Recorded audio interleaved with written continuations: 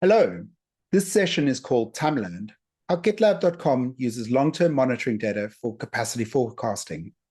My name is Andrew Newdigate. I'm a distinguished engineer in the infrastructure department at GitLab, where I focus on the reliability, availability, and scalability of GitLab SaaS platforms, primarily GitLab.com and GitLab Dedicated.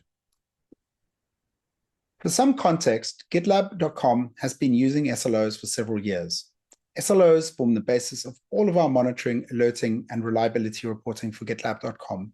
And over time, we've built up a fairly comprehensive approach to measuring and attributing SLIs within our monolithic architecture. This slide illustrates the extent to which we rely on SLOs, aggregated through multiple layers of our organization. What I wanted to talk about in this presentation was another very important aspect of our monitoring strategy. We break our monitoring strategy down into three distinctive but interconnected components. The first component is our short-term monitoring. This is concerned about the state of the GitLab service over minutes, hours, maybe days. If there is an acute issue, say a bad deploy or some sort of DDoS attack, and we're burning error budget at a very high rate, we will page the on-call, create an incident, and do whatever firefighting we need to do to address the situation. These are always the highest urgency situations and the ones we want to avoid the most. Next, we have our medium-term reporting. This is also based on SLOs through error budgets, aggregated to the level of product engineering teams. If a particular feature is failing to achieve its SLO target, an SRE might work with the product engineering team to raise their reliability scores. In some cases, if the target is being missed by a very wide margin, or if a feature is leading to more widespread incidents which are having impact across the entire site, we may use feature freezes to allow the team to focus on reliability. Our error budgeting process uses a monthly cadence. The third component of our monitoring strategy is our long-term forecasting. This strategy is crucial to maintaining the service levels of GitLab.com and to ensuring that we reach our SLO targets, but it doesn't rely directly on SLOs.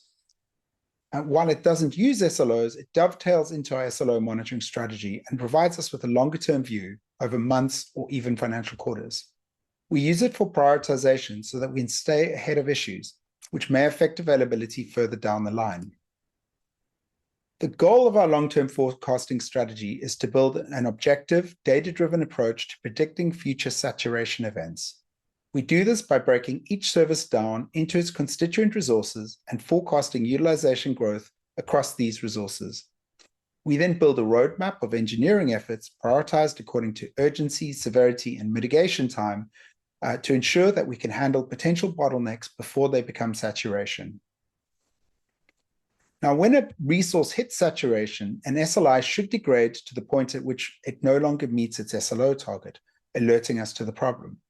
So you may ask, why not use our existing short-term and medium-term SLO processes to address the problem?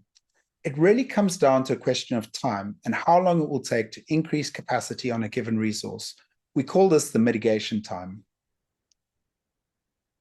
When it comes to increasing capacity, different resources have different mitigation times. Some resources are horizontally scalable and require little or no human effort to scale up.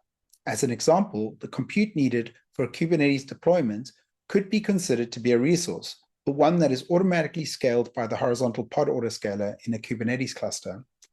In this case, the low impact of the saturation or the speed of mitigation means that we don't need to focus on these resources as a priority in our capacity planning process. However, there are many other resources that, once they've hit saturation, will require development effort to address and may have mitigation time stretching from days to weeks or even months. If one of these resources becomes saturated, it could have a detrimental impact on the availability of the system for an extended period, negatively impacting error budgets for months. For example, when our main Postgres cluster was nearing the capacity limit that we could achieve for a single cluster, we needed to split the workload, introducing a second cluster for CI in a process we refer to as functional decomposition. Due to the volume of data that needed to be migrated, and because we also need to support single cluster topologies for self-managed GitLab instances, the project to introduce additional capacity took many months to complete. The goal of our capacity planning process is to focus on forecasting utilization growth on resources with high risk or long mitigation times, and ensure that we're keeping track of utilization growth on these resources so that we can plan ahead. However, in order to do this, we need to predict utilization growth across many different types of resources. The next challenge is to create reliable predictions or forecasts. Some resources are easy to perform forecasting on, but not all, so let's take a look.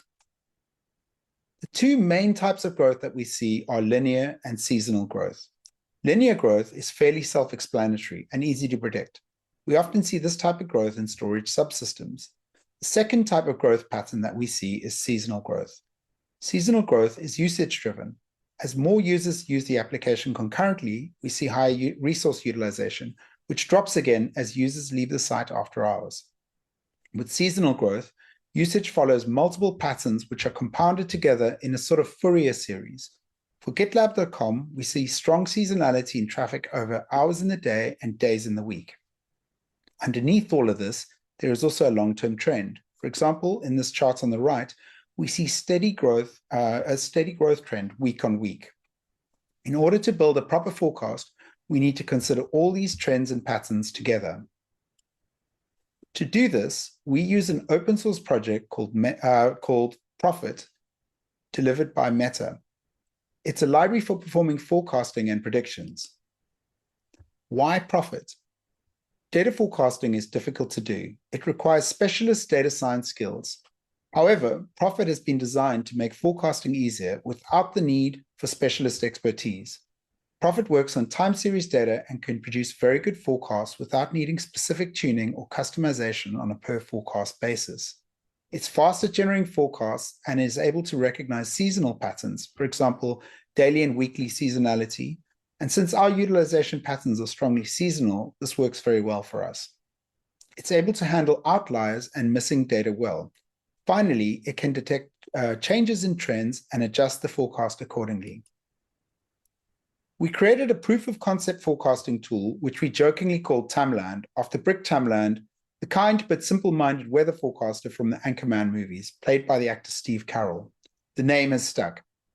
Tamland combines utilization data with other metadata that we have, such as service catalog information, to produce forecasts for many different types of resources on GitLab.com. It runs in a GitLab CI pipeline to generate a static report, which uses a year's worth of historical data for each resource to forecast 3 months ahead. We then publish the site using GitLab pages. At present, the pipeline is run automatically on a weekly basis. Here's what the report looks like. In the left menu, we have links to the various services running GitLab.com. Clicking through a service, we're presented with a capacity planning forecast for each monitored resource within that service. This page shows data from one of our Redis services. Here's an example of a forecast for CPU on one of our Redis clusters. Above the graph, we present some dates about when and if the resource is predicted to violate its configured saturation threshold. We use this for prioritizing work to either reduce utilization or increase capacity. Below the dates, we have a time series forecast chart.